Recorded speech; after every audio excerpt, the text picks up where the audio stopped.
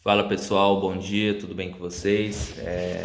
Deixa eu tomar um pouco de água. Bom, recentemente eu fiz uma enquete, né, no Instagram novamente, abordando algumas vertentes sobre qual falar no próximo vídeo. Eis que a vencedora foi Cuba, o paraíso em chamas, creio que esse foi o título. Pessoal, só antes de começar a falar, né, sobre o tema, eu queria agradecer aqui a todos que após ver essa pouca minutagem de Reels, acaba indo pro YouTube, né? Eu fico grato também, fico feliz, porque às vezes você vê um vídeo incompleto, veja bem, o último vídeo tinha aproximadamente 18 minutos, o Reels eu acho que tem uns 3 minutos. Se você assiste só 3 minutos, você está longe de tirar uma conclusão. Você meio que coloca uma pausa no conhecimento, você meio que limita, você não tira, você não estende, não completa a sua linha de aprendizagem, né, de pensamento. Então agradeço aqueles que vão para o YouTube, e faço convite aqui também para as pessoas que não vão para o YouTube a irem, né, para o YouTube e ver o vídeo completinho lá, né? E pra ter uma conclusão também, finalizar o raciocínio, que é bacana. Às vezes a gente vê pouco assim. É que o ser humano, ele é meio. Né? Eu também às vezes sou assim, meio preguiçoso, pra ser sincero, né? Mas isso daí é normal. Mas eu agradeço aqueles que estão aí no YouTube, agradeço os que vêm também no Reels. É isso aí, pessoal. Vamos lá então ao que realmente interessa. Falar um pouco sobre Cuba, né?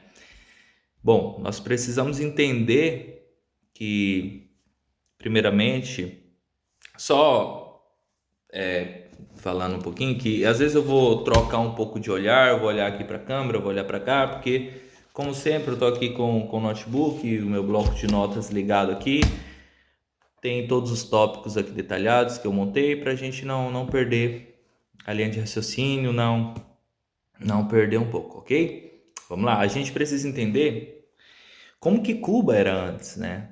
Cuba, ela era antes do regime socialista, porque até hoje, acredito que começou na década de 60 com Fidel Castro, e até hoje Cuba segue nessas normas, né? Nessas ideologias, e que levou o país a alto índice de pobreza. Infelizmente, hoje aproximadamente Cuba tem 89% da população vivendo em extrema pobreza.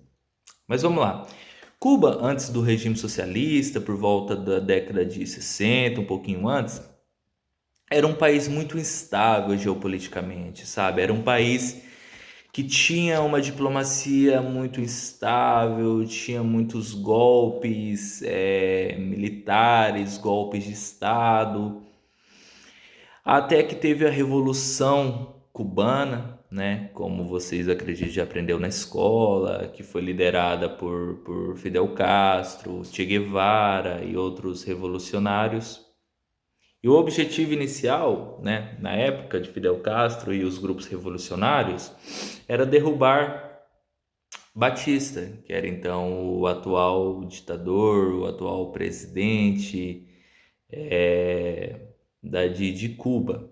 E aí eles fizeram muitas promessas para a população, e a população abraçou essa ideia, né? Porque quando você toca em pautas de reformas sociais, independência política, tem muita gente que abraça essa ideia, não quer nem pensar, às vezes não sabe nem exatamente o que significa e vai com tudo. E aí ocorreu a vitória em 59, o Batista, que tinha assumido Cuba, então foi deposto do seu cargo e acabou fugindo, e o Fidel Castro assume.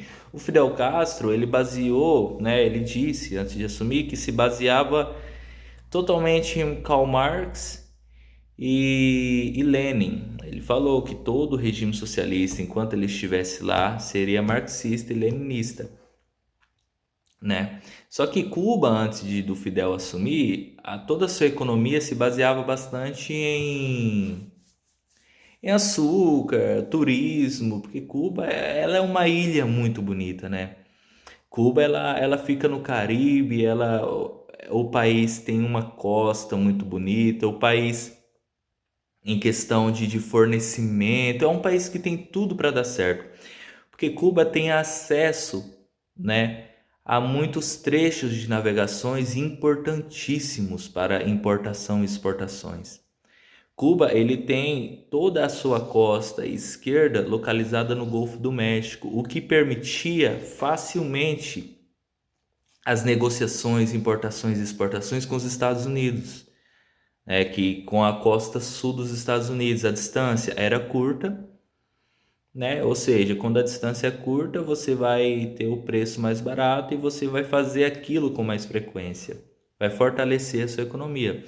E Cuba também, ao lado direito, tem acesso praticamente à costa inteira com o Oceano Atlântico, o que facilita muito as exportações, todas as importações, as exportações, né? E Cuba tinha todo esse fluxo fluvial com os Estados Unidos, né?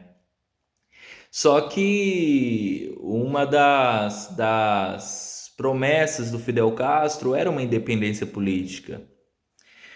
E aí ele teve uma ação que acabou motivando muito os Estados Unidos. Muita gente hoje vê os Estados Unidos como vilão, né? Claro que a gente não pode tomar certo lado, lado A ou B. Mas na verdade, na década de 60, uma das coisas que motivou os Estados Unidos a cortar, a romper as relações com Cuba, foi a nacionalização das empresas americanas em Cuba imposta por Fidel Castro. Veja bem, uma nacionalização de uma empresa é quando você tem uma empresa no seu país, porém essa empresa não é sua, essa empresa é de outro país, né? E você nacionaliza, você permite que aquela empresa trabalhe no seu país como se ela fosse sua, sem pagar nenhum tipo de indenização para o país que a empresa é oriunda, sabe? E foi isso que aconteceu. O Fidel Castro, ele nacionalizou muitas empresas americanas. Veja bem, pessoal, vamos dar um exemplo aqui, a Nike. A Nike é uma empresa dos Estados Unidos. Eu acho que fica em Oregon, surgiu em Oregon. É como se o Brasil nacionalizasse a Nike aqui e não pagasse nenhum direito para os Estados Unidos, né? Como se a Nike fosse brasileira. Foi exatamente isso que aconteceu na década de 60. Com muitas empresas mundiais, porém 80% das empresas praticamente eram norte-americanas. Isso motivou muito os Estados Unidos a cortar qualquer tipo de relação comercial com Cuba, né? E isso daí causou uma grande, como é que eu posso dizer, uma grande perda, né? Comercial, tecnológica para Cuba. Por isso que você olha hoje o cenário de Cuba, o país parece que parou no tempo, né? Toda a sua infraestrutura, a questão das tecnologias, a questão dos automóveis, parece que o país parou na década de 70.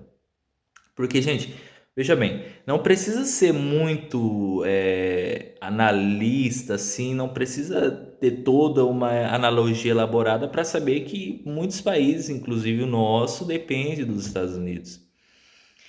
Por mais que hoje a globalização esteja muito diversificada, hoje outras potências mundiais surgiram que possam fornecer materiais parecidos, no caso a China, né, e outros países asiáticos, mas ainda somos dependentes dos Estados Unidos. E imagine naquela época.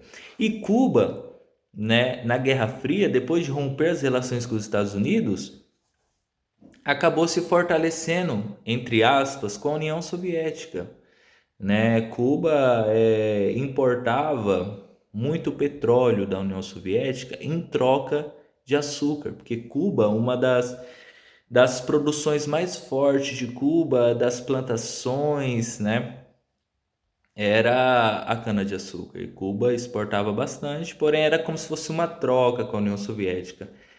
Até que teve, como todos sabem, a queda da União Soviética em 1991, né?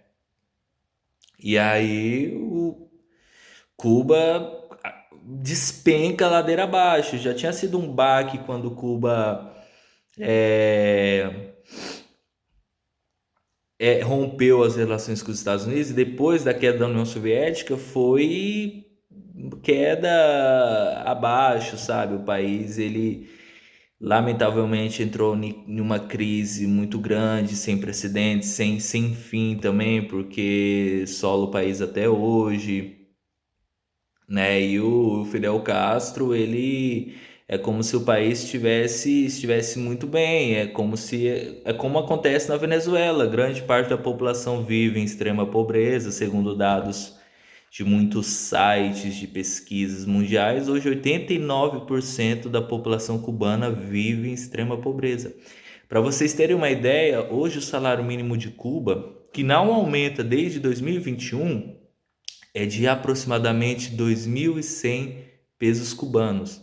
Isso em dólares, né, convertendo, dá aproximadamente 17, 18 dólares. Convertendo para reais, vai dar aproximadamente, eu acredito que 90 reais, quase 100 reais. Imagine, gente, sobreviver com 100 reais mensais. Por isso que a população de lá vive em extrema pobreza, grande parte, né? Quase 90% da população. E o Fidel Castro deixou o poder em 2028 e assumiu o seu irmão. Numa ditadura, não existe, como é que eu posso dizer? Não existe regras, há nepotismo sem dúvidas, é como se fosse algo de família, enquanto a população tá naquela. E tem gente que defende que Cuba, Venezuela seja democracia. Mas a gente olha para a realidade, a gente olha para os dados, a gente olha para toda a história, não tem como concordar, né? Então, as pessoas que defendem regimes socialistas, no caso cubano, venezuelano, eu, sinceramente, é como se você levasse a vida, sabe, tapando os olhos, porque não tem, cara, o resultado. Olha, a gente vê a situação que chegou Cuba, né? Lamentável, porque o país encontra atualmente uma inflação altíssima, os salários são insuficientes e tem uma escassez crônica de produtos básicos, né? Tem uma grande população. No Brasil tem muitos refugiados cubanos, em outros países hispanos, aqui na América do Sul também, na Argentina, no Chile, né? E o país tem uma repressão política muito forte, né? Porque lá o que eu comentei sobre a democracia realmente é como ocorre em Cuba. Você não tem o direito de expressar a sua opinião. Aliás, você não tem nem meios tecnológicos para isso, né? Porque o país chegou num ponto que você tem que comer, né? Que a sua situação ali é você viver e comer e pronto. Você não tem um lazer, você não tem como é que eu posso dizer assim, uma perspectiva, né, de mudança ali. E o governo, ele insiste ainda nesse modelo socialista centralizado, mesmo o país indo à falência, né? Eu acho engraçado algumas pessoas, alguns blogueiros que vão a Cuba e, e glamoriza tudo aquilo, sabe? Existe a Cuba para ricos, né? Que são os hotéis luxuosos que turistas que têm dinheiro vão para lá e que ficam encantados com o país. Mas na verdade ficam encantados com 15% do país. Se for na realidade, se for nas ruas de Havana, se for nas outras cidades, sabe, no cotidiano do povo cubano, vai ver que a realidade é totalmente diferente. Então, pessoal, é isso aí. O regime começou com promessas de igualdade, soberania, de independência, só que a má gestão, né, a falta de liberdade, a dependência que Cuba tem dos outros países levaram a uma decadência, né, financeira, decadência política. E Cuba é um exemplo de como um sistema fechado, né, mesmo com avanços sociais iniciais lá no início, pode se tornar insustentável se não tiver inovação e liberdade econômica. Por isso que eu falo, a liberdade ela é essencial para o nosso meio, ela é essencial para a nossa sobrevivência. Seja a liberdade de expressão quanto a liberdade econômica. Nenhum país prospera impondo impostos demasiados e colocando restrições na sua liberdade de expressão. Tudo bom, pessoal? Bom, finalizando aqui mais um vídeo. Espero que você tenha gostado e, como eu falei no início, se você se interessou por esses 3 minutos iniciais que vai estar no Reels, que você possa ir para o YouTube e finalizar e terminar a sua conclusão sobre Cuba, ok? Obrigado a todos que acompanharam até aqui. Fiquem com Deus e até uma próxima.